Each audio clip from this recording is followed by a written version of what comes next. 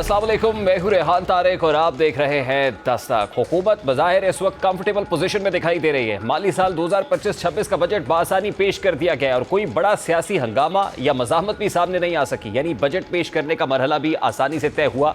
अब हुकूमत की ये कोशिश होगी कि वो मुबाशी मैदान में दरपेश चैलेंजेस पर फोकस करें। दूसरी जानिब तहरीक इंसाफ मुसलसल मुश्किलात के भंवर में घिरी हुई नजर आती है। न सिर्फ ये कि पार्टी को अदालतों से खातिर खा रिलीफ नहीं मिल रहा, बल्कि सियासी महाज पर भी वो तनहा दिखाई दे रही है। मरकजी क़यादत खासतौर पर बानी पीटीआई कैद में है और उनके गिर्द केसेस का घेरा मजीद तंग हो रहा है। 9 मई के वाक़यात और उनके मुकदमात अभी तक मंतकी अंजाम को नहीं पहुंचे, लेकिन ये मुकदमात तहरीक इंसाफ की सियासत पर मुस्तकिल बोझ बने हुए हैं। 9 मई से मुतल्लिका केसेस के फैसले आइंदा चंद माह में मुतवक्के है, जिनमें सितंबर एक अहम महीना हो सकता है। यही वजह है कि सितंबर के हवाले से सितंबर का तासुर उभर रहा है, क्योंकि अगर इन केसेस में सख्त फैसले सामने आए तो पार्टी के लिए सियासी मैदान मजीद तंग हो सकता है। दूसरी जानिब तहरीक इंसाफ को अब ऐसा महसूस होता है कि वो अदलिया से भी कोई बड़ा रिलीफ लेने में कामयाब नहीं हो पा रही। बानी पीटीआई से मुतल्लिक मुकदमात में ताखीर या गैर मुतवक्के फैसले पीटीआई की हिकमत अमली पर सवालात उठा रहे हैं। अब पार्टी की आदत में ये सोच उभर रही है कि अदलिया भी उनकी उम्मीदों पर पूरी तरह पूरा नहीं उतर पा रही, और इसी वजह से हालिया बयानात में इदारों के खिलाफ एक बार फिर सख्त लहजा इख्तियार किया जा रहा है।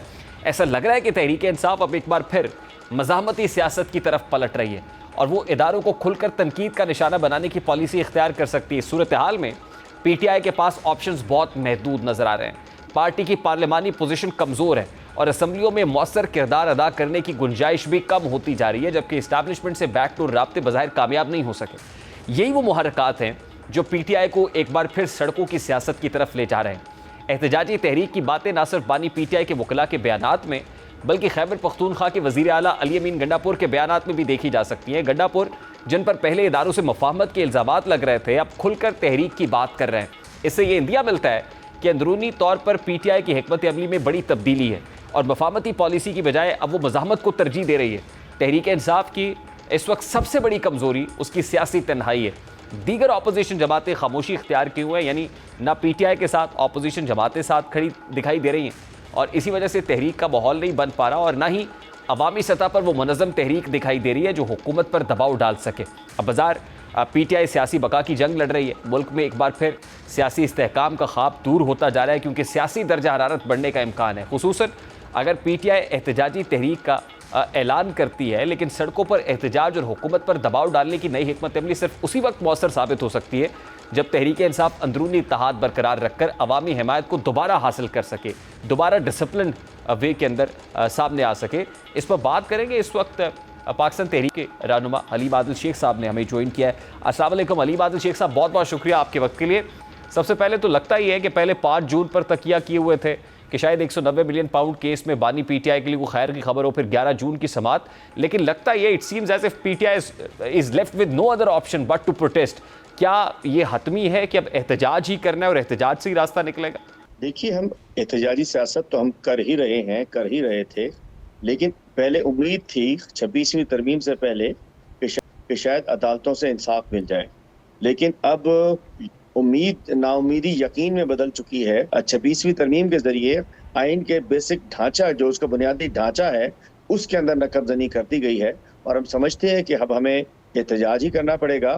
पहले था कि एहतजाज के साथ साथ उम्मीद थी कि शायद अदालती निज़ाम से हमें इंसाफ मिल जाए, लेकिन जिस अंदाज से सुप्रीम कोर्ट में ये आइनी अदालतें जो कि गैर आइनी अदालतें हैं, हाई कोर्ट में आइनी गैर आइनी अदालतें बना दी गई और इधर से उधर जजेस ट्रांसफ़र कर दिए गए, एक जो तमाशा बना दिया गया हमारे अदालती निज़ाम का, उसके बाद हमारी ये यकीन हो चुका है कि हमें अदालतों से ना कोई इंसाफ मिलना है, ना कोई तवक्को की जा सकती है। तो अली बात है, डोंट यू थिंक कि प्रोटेस्ट करने का राइट टाइम तो आपने लूज कर दिया? ये सब जिस वक्त हो रहा था उस वक्त अगर मौसर एहतजाज पाकिस्तान तहरीक इंसाफ करती, अगर वो ग्रैंड ऑपोजिशन अलायंस बन जाता, तो this would have been much better कि अगर आप अब एहतजाज करें और अब प्रेशर माउंट करने की कोशिश करें, क्योंकि इस वक्त उस पोजीशन में नहीं है कि जो आप पहले थे। देखिए, जिस वक्त ये हो रहा था, 26 नवंबर का एहतजाज उससे पहले ही हुआ था। उससे पहले हमारा संगजानी में जलसा हुआ, सवाबी में जलसा हुआ, लाहौर में जलसा हुआ। हम पॉलिटिकल पार्टी है, हम कोई मिलिटेंट ऑर्गेनाइजेशन नहीं है कि हमने कहीं जाके कोई हथियारों के साथ जाके हमला कर देना है। हम एक सियासी जमात है, सियासी जद्दोजहद पे यकीन रखते हैं। तो फिर जो हमारे साथ हुआ एहतजाज के साथ, जो 26 नवंबर को जिस अंदाज से ब्रुटैलिटी की गई हमारे साथ, तो इतना बड़ा तो हमारे साथ नहीं हो चुका हलीमान है। शेख साहब, मतलब सियासी हमने जमातें तो सियासी लोगों से बातचीत पे यकीन रखती है ना। पॉलिटिकल थॉट तो हमेशा, पॉलिटिकल विजन भी यही है कि आप अक्रॉस द टेबल बैठ के बात करते हैं, हमेशा बातचीत की गुंजाइश होती है। लेकिन हमने देखा कि पाकिस्तान तहरीक-ए-इंसाफ कभी भी हुकूमत के साथ बातचीत के अंदर संजीदा नहीं थी। 17 सीटों वाली हुकूमत, चोरी के मैंडेट की हुकूमत, बट स्टिल द इनसे ग्राउंड बात करें। रियलिटी इज कि हुकूमत तो पाकिस्तान मुस्लिम लीग नून की है। ग्राउंड रियलिटी इज ग्राउंड कि पाकिस्तान रियलिटी मुस्लिम लीग नून के ही शहबाज शरीफ साहब इस वक्त वजीर आजम इस्लामी जमहूरिया पाकिस्तान है। ग्राउंड रियलिटी इज दिस कि 8 फरवरी 2024 को तहरीक इंसाफ का मैंडेट छीना गया। मैं आपके सामने बैठा हूं, मेरा 84,000 वोट, मेरे जिसके सारे फॉर्म 45 मेरे पास मौजूद, और एक 9,000 वोट वाले को जिता दिया गया। तो this is the ground sir reality. मेरे सामने यही मैं ground reality हलीमा है। शेख साहब, यही मैं कह रहा हूं ना कि वो एहतजाज का बर वक्त वो वक्त था। 8 फरवरी को अगर मैंडेट चोरी हुआ था तो 9 फरवरी को पाकिस्तान तहरीक इंसाफ को एहतजाज की कॉल देनी चाहिए थी। देखिए, 9 फरवरी को बहुत सारे लोग कैदों में थे, जेलों में थे, मफरूरियों में थे। अगर उस वक्त जो लोग बाहर थे उन्होंने नहीं दी, अब बहुत सारे लोग बाहर भी हैं। इंशाल्लाह एहतजाज का टाइम कभी खत्म नहीं हुआ करता। और आप देखिएगा इस दफा जो एहतजाज होगा लग पता जाएगा, आइन और कानून के दायरे में रहते लेकिन हुए देखिए, आप तो मुरम्मत ग्रैंड होगा। ऑपोजिशन अलायंस भी नहीं बना सके सर, कि आप ऑपोजिशन में बैठी हुई पार्टीज के साथ ही को अलायंस कर ले, एनेक्स कर ले, ताकि को मौसर एहतजाज का तरीकाकारी तय कर किया जा सके। हमारे पास तहरीक तहफ़्फ़ुज़ आइन पाकिस्तान एक अल्हम्दुलिल्लाह मौसर अलायंस है, जिसमें चकजई साहब मौजूद हैं, जिसमें सुन्नी इत्तेहाद कौंसिल मौजूद है, जिसमें मजलिस वहदतुल मुस्लिमीन मौजूद है, जिससे हमारी GDA से ही बातचीत चल रही है, जिसमें हमारे जैन शाह साहब भी शामिल हो चुके हैं, जिसमें अख्तर मैंगल साहब भी उसका हिस्सा हैं। तो अल्हम्दुलिल्लाह हमारे पास एक मजबूत अपोजिशन अलायंस है, और अल्हम्दुलिल्लाह पाकिस्तान तहरीक इंसाफ एक हकीकत है और एक बहुत बड़ी जमात है।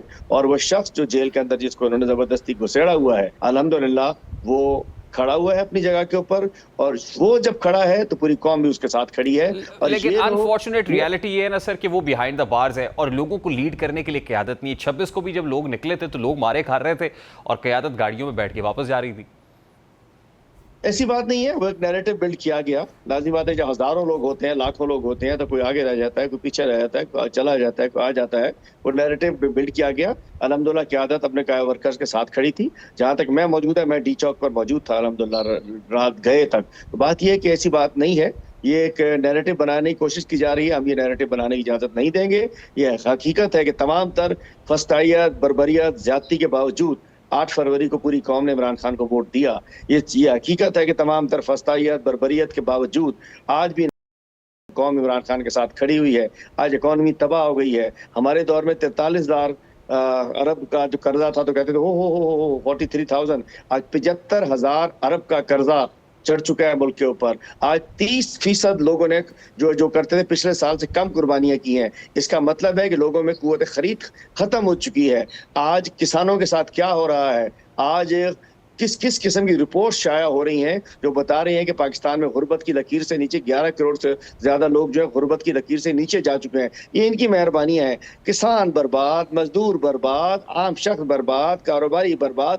ये चंद लोग जो बेनिफिशरीज हैं इस सिस्टम के वो खुश हैं, बाकी पूरी कौम। और ये लावा पक रहा है, ये लावा फटेगा, फटेगा, जरूर फटेगा। ये कौम बाहर निकलेगी, आप देखिएगा। और इंशाल्लाह बाहर ये लावा ये जलाता हुआ चला जाएगा सबको। ये जब लावा फटेगा, ये आतिशफशा फटेगा, तो बिल्कुल ये तहस नहस कर देगा इस 47 की हुकूमत को।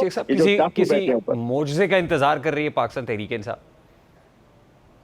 तहरीक इंसाफ आपको मौजा लगेगा, हमें इंशाल्लाह पता है हमने क्या करना है। और बात यह है कि हम पूरी तैयारी कर रहे हैं। मैं बता रहा हूँ, लावा फटेगा ना, अवाम फटेगी, अवाम को निकालेंगे, अवाम निकलेगी। अवाम की 2 वक्त की रोटी आप लोगों ने, आपने नहीं, मतलब 47 की हुकूमत ने उनके मुंह से छीन ली है। बात यह है कि इसलिए हम तैयार हैं। इंशाल्लाह करीब इंशाल्लाह आप देखिएगा कि बड़े पैमाने के ऊपर खान साहब ने कहा है कि वो खुद एज पैटर्न इन चीफ अब उसको लीड कर रहे हैं। वैसे ही वो हमारे लीडर हैं, कोई और लीडर ना था, ना हो, है ना होगा। और इंशाल्लाह वो लीड करेंगे और हम तैयार हैं। एहतजाज का तरीकाकार, दायराकार क्या होगा हलीमा शेख साहब? दायराकार मुल्कीर होगा, तरीकाकार हम अभी नहीं बताएंगे आपको। तरीकाकार जिस दिन होगा उस दिन चंद चढ़ेगा तो पता चलेगा, उस दिन पता जाएगा सबको इंशाल्लाह। अच्छा देखिए, हम कोई नहीं बताने जा रहे, लेकिन मुल्कीर होगा इस दफा। किसी एक शहर में नहीं होगा, मुल्क गिर होगा पूरे पाकिस्तान में। अच्छा, एक प्रॉब्लम और भी है ना, हमने अभी तक जो रीसेंट टाइम्स में एहतजाज देखे हैं, केपी में क्योंकि गवर्नमेंट है आपकी एम्पावर्ड है, वहाँ से लोग आते हैं। पंजाब से अभी भी ना तो लीडरशिप नज़र आ रही है और ना ही कोई ऐसा है जो वहाँ पे कोई मैस मोबिलाइजेशन कर सके, लोगों को निकाल सके, लोगों को मोबिलाइज कर सके, मोटिवेट कर सके।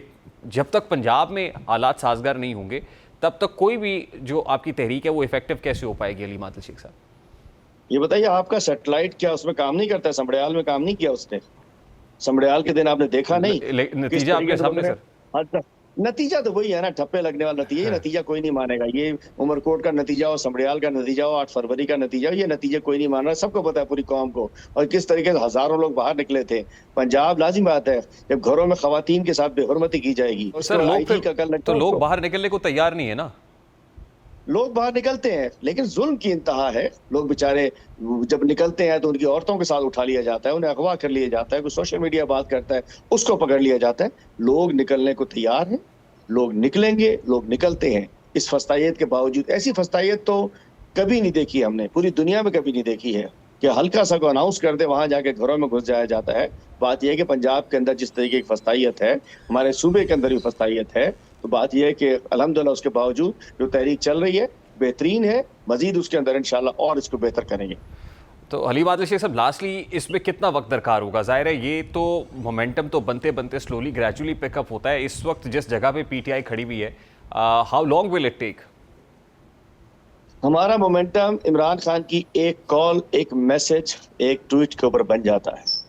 क्योंकि पूरी पार्टी अपने कप्तान के पीछे खड़ी है, पूरी कौम इमरान खान को अपना मसीहा समझती है।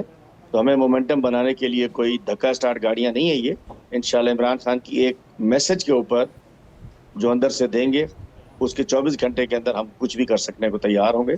तो सब लोग तैयार रहें, इंशाल्लाह इस दफ़ा आएंगे तो बताएंगे कि किस अंदाज से हम आ रहे हैं। हमारी पुरअमन जदोजहद है, आइन और कानून के दायरे में है, और हम लेकिन इंशाल्लाह इस बड़े पैमाने पर निकलेंगे कि पूरे पाकिस्तान में भरपूर एहतजाज नजर आएगा। हर गांव में, गोट में, यूसी में, शहर में, तहसील में, डिस्ट्रिक्ट में, डिवीजन में, सूबे में, हर जगह एक एहतजाज होगा और लोग बाहर निकल आएंगे इस फॉर्म 47 की रजीम के खिलाफ, इस जालिम, इस फस्तायत की रजीम के खिलाफ। यानी मुज़ाकरात के तमाम ऑप्शंस, तमाम दरवाजे बंद हो गए। किसी ने मुज़ाकरात करने हैं तो जेल के खाली नंबर में बैठा हुआ है एक शख्स, जिसके पास जिसका नफ्स पूरी कौम के हाथ पे है, जो पूरी कौम का क्या आलम इस्लाम का लीडर है। जिसने बात करना है जाके कर ले, जिसके बाद इख्तियार हो। किसी बेख्तियार से बात करने का कोई फायदा नहीं है। बहुत बहुत शुक्रिया अली मादल शेख साहब, पाकिस्तान तहरीक इंसाफ के रहनुमा हमारे साथ मौजूद थे। और जाहिर है Pakistan Tehreek Insaf is eyeing on protest now, लेकिन ये प्रोटेस्ट कितना कारगर साबित होगा, कितना मौसर हो सकता है at this point in time, जब पीटीआई बहुत टूट फूट का शिकार है। ना सिर्फ ये कि क़यादत की सतह पर, बल्कि कारकुनान में रिजेंटमेंट बहुत ज़्यादा है। ये तो वक्त ही बताएगा। एक ब्रेक लेते हैं, ब्रेक के बाद जब वापस आएंगे तो इकोनॉमिक फ्रंट पे हुकूमत क्या कर रही है, इस बात करेंगे। इस ब्रेक के बाद हमारे साथ रहिए।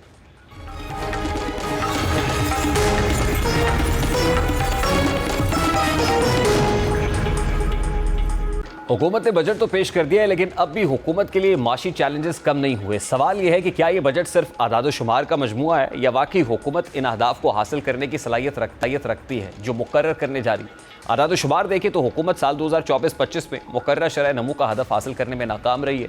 2024 से 2025 तक शरह नमू का हदफ 3.6% रखा गया। अब सवाल ये कि हुकूमत जब गुज़श्ता माली साल के अहदाफ हासिल नहीं कर सकी, तो सवाल पैदा होता है कि हुकूमत माली साल 2025-26 में कहीं ज़्यादा बुलंद अहदाफ कैसे हासिल करेगी, क्योंकि हुकूमत को मुकर्रर अहदाफ हासिल करने के लिए सख्त और संजीदा कोशिशें करना होंगी। जैसा कि वज़ीर ख़जाना के पेश करदा इक़्तिसादी सर्वे में कई अहम शोबाजात की कारकर्दगी तवक्कुआत से कम रही है। ज़राअत, जिसे मुल्क की मईशत की रीढ़ की हड्डी कहा जाता है, उसकी ग्रोथ सिर्फ 0.56% रही है, जबकि हदफ 2% था। गंदम, कपास, मकई और दालों की पैदावार में वाज़ेह कमी हुई है, जिसका बराह रास्त असर ग़िज़ाई तहफ़्फ़ुज़ और दरामदी बिल पर पड़ा है। सिर्फ गंदम के काश्तकारों को पाकिस्तान के सारे इत्तेहाद के मुताबिक 2200 अरब रुपये का नुकसान हुआ है।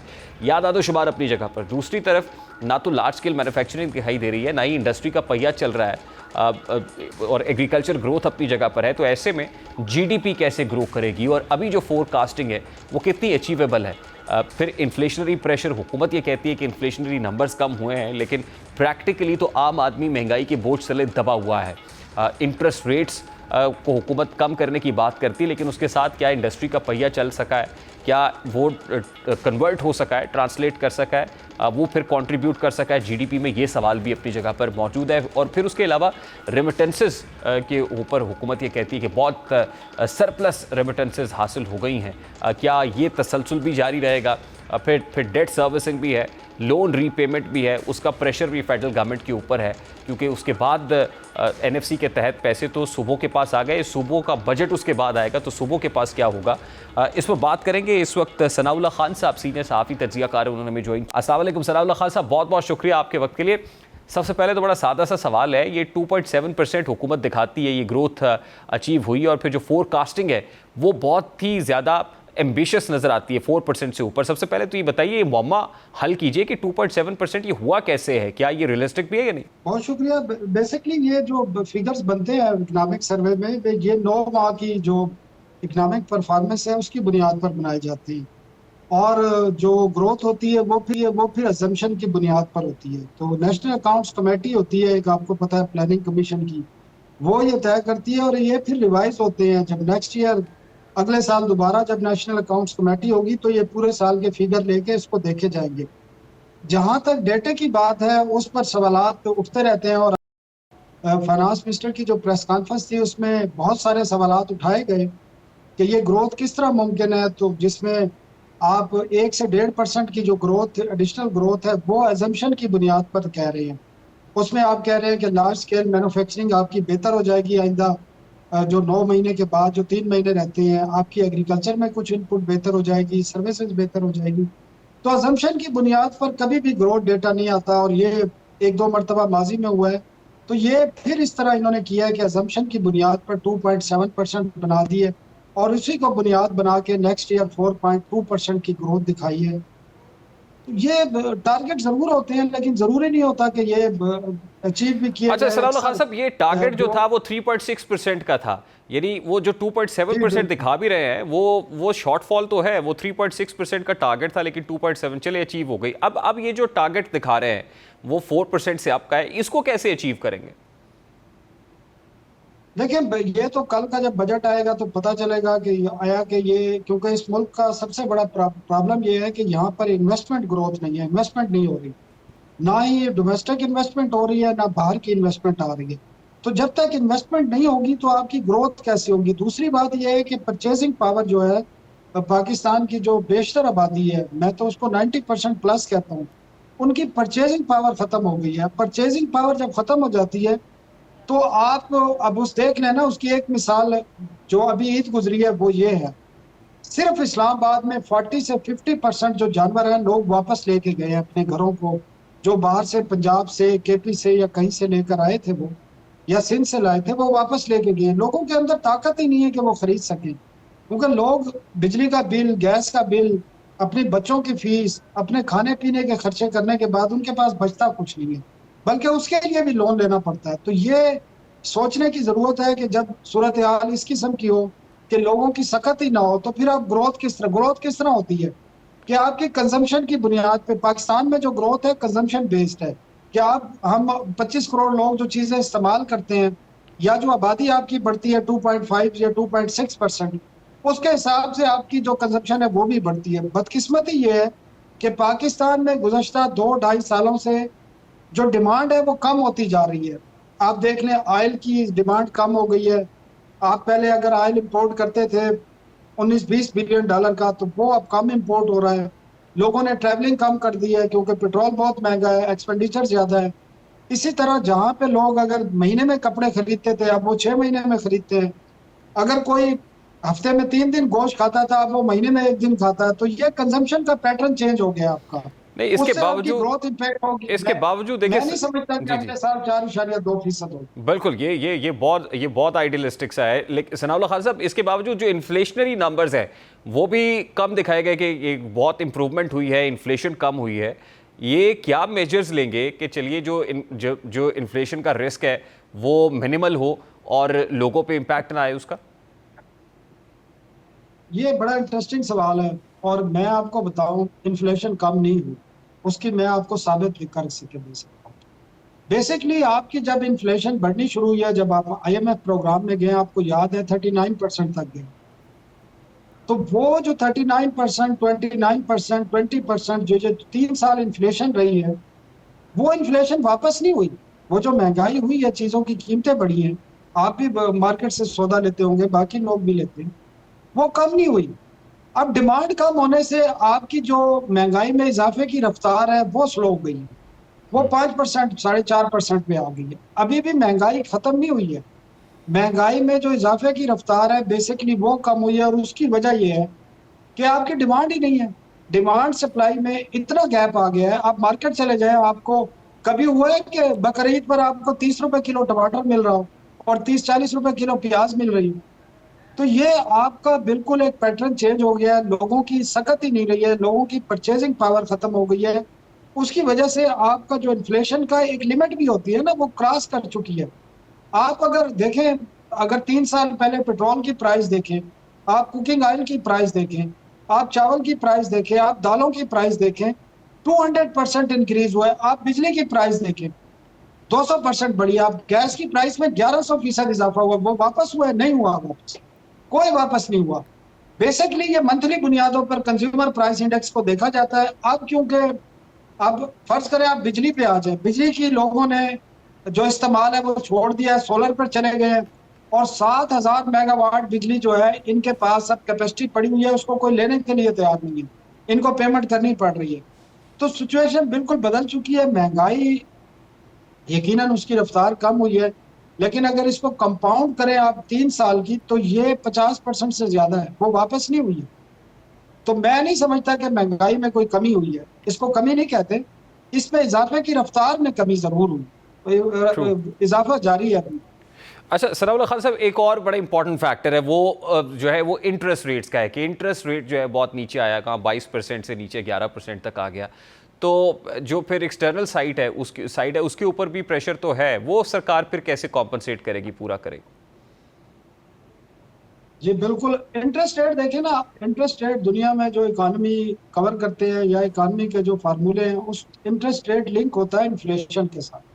अभी भी मैं पर समझता हूँ कि जो 11% इंटरेस्ट रेट है वो बहुत ज्यादा है। अगर आपकी इन्फ्लेशन की जो रफ्तार है वो 5% या 4.5% हो गई है, तो इंटरेस्ट रेट आपका 6% होना चाहिए। उसका बेनिफिट क्या हुआ है? उसका बेनिफिट ये हुआ है कि करंट ईयर में आपका 1,000 से 1,500 अरब रुपए तक आपके इंटरेस्ट पेमेंट का जो एक्सपेंडिचर था, जो आपने इंटरेस्ट पेमेंट करनी थी, वो कम हो गया। इसीलिए जो नेक्स्ट ईयर का कल बजट पेश होने जा रहा है, वो मौजूदा साल के बजट से साइज में 1,000 अरब रुपए कम होगा। और उसकी वजह सिर्फ ये है कि आपका इंटरेस्ट रेट जो है वो कम हुआ है। तो इंटरेस्ट रेट कम होने से बहुत सारी चीजें से, लेकिन प्रॉब्लम हमारा जो स्ट्रक्चर प्रॉब्लम ये है कि जब हमारा इंटरेस्ट रेट कम होता है तो यहाँ पे डिमांड पैदा होती है, और डिमांड पैदा होती है तो फिर आपको आपका जो इंपोर्ट का बिल है वो बढ़ने लगता है। इंपोर्ट का बिल बढ़ता है तो आपका करंट अकाउंट डेफिसिट बढ़ता है, और डेफिसिट बढ़ता है तो आपको डॉलर हासिल करने के लिए फिर आईएमएफ के पास जाना पड़ता है। तो प्रॉब्लम आपका ट्विन डेफिसिट का जो प्रॉब्लम है वो बेसिकली यही है, एक आपका बजट डेफिसिट, एक आपका करंट अकाउंट डेफिसिट। अब आईएमएफ प्रोग्राम की वजह से आपने करंट अकाउंट डेफिसिट पे तो काबू पा लिया, क्योंकि आपने इंपोर्ट पर इतनी रिस्ट्रिक्शन कर दी है, और इतनी आपकी वो जो इन्फ्लेशन कहते हैं, चीजें इतनी महंगी हो गई हैं कि लोगों की डिमांड कम हुई है। अब आपका इंपोर्ट बिल भी कम हो गया है, उससे फर्क ये पड़ा है। ठीक है, बहुत बहुत शुक्रिया सनाउल्लाह खान साहब आपके वक्त के लिए। सीनियर सहाफ़ी तजियाकार सनाउल्लाह खान साहब हमारे साथ मौजूद थे। और जाहिर है एक ही चीज़ जो बहुत बड़ा चैलेंज है वो ये कि हुकूमत आदाद शुमार में तो बताती है कि इन्फ्लेशन बहुत नीचे आई है, लेकिन आम आदमी अभी भी महंगाई की चक्की में पिस रहा है, जो कम होने का नाम नहीं ले रही है। और फोरकास्टिंग भी कोई ऐसी नहीं है कि जिसमें इन्फ्लेशन बहुत ही ज़्यादा बहुत नीचे आ जाएगी। कंपाउंड इन्फ्लेशनरी जो प्रेशर है वो अगर देखा जाए ऑन एवरेज तो वो हुकूमत के दिए गए नंबर से शायद बहुत ज़्यादा है, जो आम आदमी के लिए तो किसी सूरत भी कोई ठंडी हवा का झोंका साबित नहीं हो सकता। एक ब्रेक लेंगे और ब्रेक के बाद जब वापस आएंगे तो ये डिजिटल स्कैम की एक शक्ल है जिसका शिकार कमोबेश ऑन एवरेज पाकिस्तानी हो रहे हैं। ये डिजिटल स्कैम क्या है और उससे कैसे बचा जा सकता है, इस पर बात करेंगे इस ब्रेक के बाद। हमारे साथ रहिए।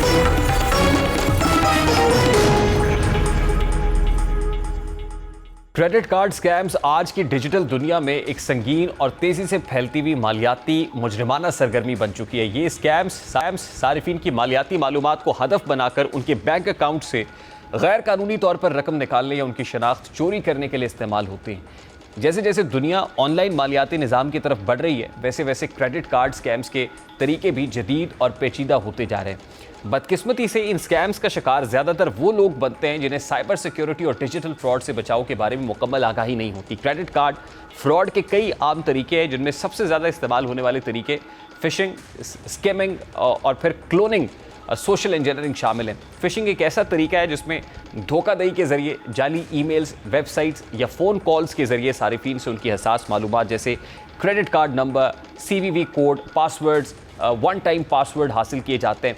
इन पैगामात में उम्मन सारिफिन को ये बताया जाता है कि उनका अकाउंट ब्लॉक हो चुका है या कोई मशकूक सरगर्मी हुई है, जिसकी तस्दीक के लिए उन्हें फ़ौरी मालूमात देनी होगी। स्किमिंग के एक से ज़ायद तरीक़ाकार मौजूद हैं, जिसमें मुजरिम किसी ATM या पॉइंट ऑफ सेल मशीन पर एक छोटा सी डिवाइस नस्ब कर देते हैं जो सारिफ के कार्ड की मकनातीसी पट्टी से डेटा को महफूज कर लेता है और उसके बाद यही डेटा इस्तेमाल करके जाली कार्ड बनाया जाता है। इसी तरह कार्ड क्लोनिंग में असल कार्ड की मालूमात से एक नया नकल शुदा कार्ड तैयार किया जाता है जो देखने में बिल्कुल असल जैसा लगता है और उसके ज़रिए फ्रॉड किया जाता है। पाकिस्तान में क्रेडिट कार्ड स्कैम्स के तरीके ज़्यादातर सादा लेकिन मौसर होते हैं। यहाँ ज़्यादातर स्कैम्स मोबाइल फ़ोन कॉल्स, जाली इनामी स्कीम्स या सस्ते कर्जे फराहम करने के बहाने की जाती हैं और फ्रॉड्स जो करते हैं वो ख़ुद को बैंक का नुमाइंदा ज़ाहिर करते हैं और सारिफिन को ये कहते हैं कि उनका कार्ड बंद होने वाला है या उनका अकाउंट वेरीफाई करना ज़रूरी है। इस झांसे में आकर अगर सारिफ अपनी मालूमात बता दे तो मुजरिम आसानी से उसके अकाउंट से रकम निकाल लेता है। क्रेडिट कार्ड स्कैम्स के असरात सिर्फ माली नुकसान तक महदूद नहीं होते, बल्कि ये सारिफिन की जहनी सेहत और एतमाद को भी मुतासर करते हैं। एक बार अगर किसी फ़र्द की शनाख्त चोरी हो जाए तो उसे अपने नाम पर होने वाली ट्रांजैक्शंस, कर्ज़ों और दीगर मालियाती उमूर की वजाहत और सफाई में महीने लग सकते हैं। अक्सर केसेस में बैंक भी मुकम्मल रकम वापस नहीं करते, ख़ास तौर पर जब सारिफ ने खुद मालूमात फराहम की हो।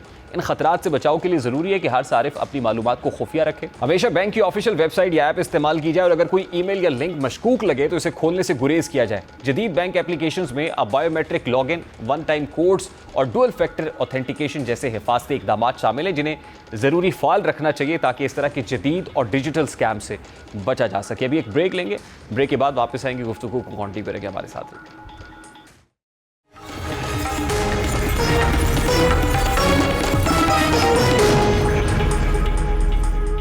मसला फ़लस्तीन के पुरअमन और दो रियासती हल के लिए रवा माह न्यूयॉर्क और अक़वाम मुत्तहिदा के दफ्तर में एक अहम कॉन्फ्रेंस होने जा रही है, जिस मुताल्लिक सऊदी वज़ीर ख़ारजा शहज़ादा फ़रहान बिन फैसल और अक़वाम मुत्तहिदा के सेक्रेटरी जनरल एंटोनियो गुतरेस के माबैन टेलीफोनिक कॉन्वर्सेशन भी हुई है।